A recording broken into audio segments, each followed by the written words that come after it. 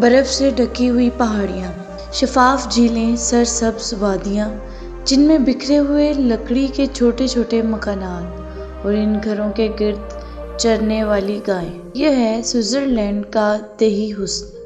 Switzerland صرف گھڑیوں، chocolate اور بینکوں کے لیے ہی مشہور نہیں، بلکہ اس کے دیہات ایک الگ ہی دنیا ہے۔ ایسی دنیا جہاں سکون اور قدرتی خوبصورتی ساتھ ساتھ سانس لیتی ہے۔ یہاں کے دیہات دنیا بھر سے آنے والے سیاحوں کے لیے جنت سمجھے جاتے ہیں۔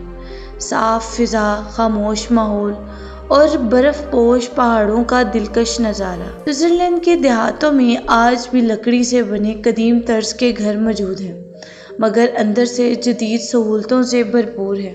لوگ صبح سویرے کھیتوں اور ڈیری فارمز کا رخ کرتے ہیں۔ یہ لوگ دودھ، پنیر اور دہی کی پیداوار کے لیے دنیا بھر میں مشہور ہیں۔ سوئٹزرلینڈ کے کسان اپنی زمین کو سونے کی طرح سنبھالتے ہیں۔ ہر کھیت، ہر چراگاہ ایک تصویری منظر پیش کرتی ہے۔ یہی وجہ ہے کہ یہ چھوٹا سا ملک پوری دنیا کے لیے ایک مثال ہے۔ یہاں دیہاتی زندگی اگرچہ سادہ ہے، مگر معیار زندگی دنیا کے بلند ترین درجے پر ہے۔ ذرا سوچیے، ہمارے ہاں دیہات کا مطلب ہے کچی سڑکیں، مٹی کے گھر، بجلی کے مسائل اور اسکولوں اور ہسپتال کی کمی، لیکن سوئٹزرلینڈ کے دیہاتوں میں وہ تمام سہولتیں موجود ہیں جو ہمارے بڑے بڑے شہروں میں بھی نہیں ملتی۔ ایک عام سا بچہ سائیکل پر اسکول جاتا ہے، لیکن وہ اسکول کسی ہائی ٹیک یونیورسٹی سے کم نہیں۔ ہر کلاس میں کمپیوٹر، انٹرنیٹ اور جدید لیبارٹریاں موجود ہیں۔ ہر گاؤں میں ایک کمیونٹی ہال ہوتا ہے جہاں شادی بیاہ، کھیلوں اور موسیقی کی کلاسز تک سب کچھ ہوتا ہے۔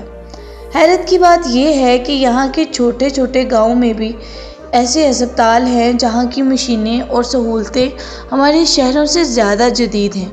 بزرگوں کے لیے الگ اولڈ ایج ہوم ہوتا ہے جہاں نرسنگ سٹاف 24 گھنٹے خدمت میں مصروف رہتا ہے۔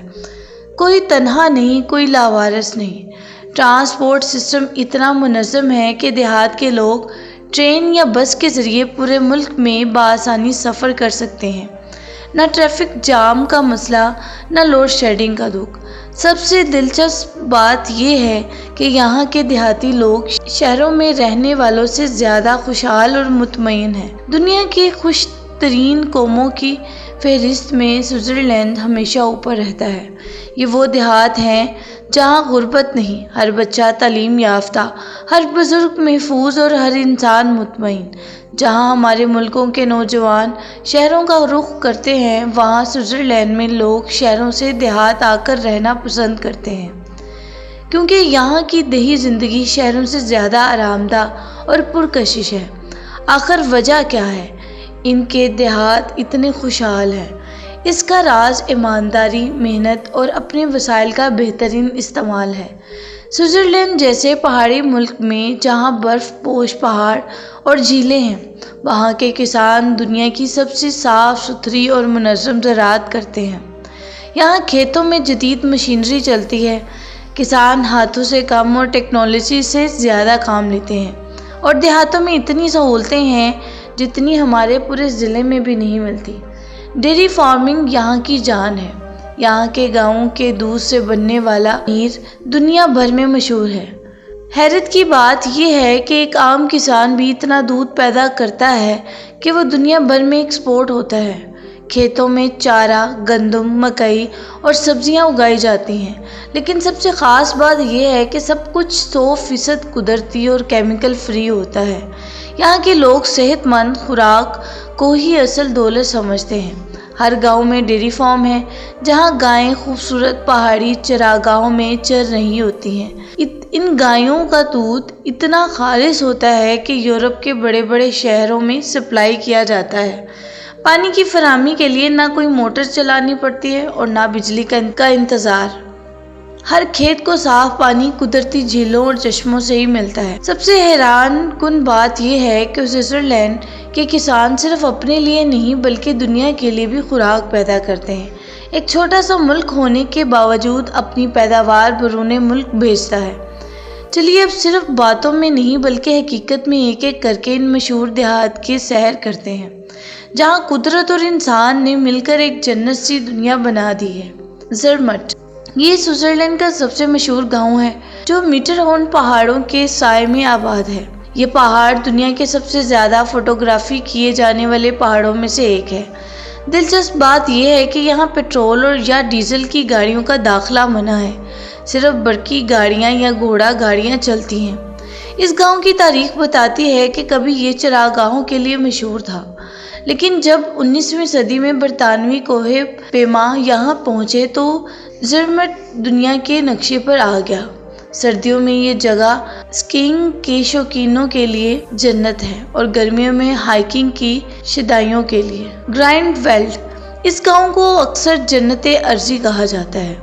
یہاں پہلی بار لوگ 12ویں صدی میں آ کر آباد ہوئے۔ صدیوں تک یہ چرواہوں اور کسانوں کا گاؤں رہا، مگر آج یہ دنیا بھر کے سیاحوں کی پسندیدہ منزل ہے۔ یہاں سے آئیگر پہاڑ کا شاندار منظر دکھائی دیتا ہے، جو دنیا کی خطرناک ترین پہاڑوں میں شمار ہوتا ہے۔